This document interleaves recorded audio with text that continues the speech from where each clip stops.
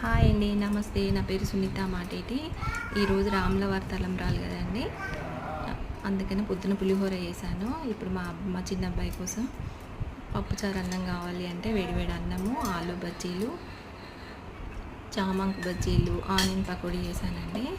దీంట్లో ఈ వేడివేడి అన్నంలో 2 స్పూన్లు నెయ్యి వేసుకొని మంచిగా ములక్కాయలు వేసుకున్న పప్పుచారు పోసుకొని చిక్కగా కలుపుకొని తినాలండి.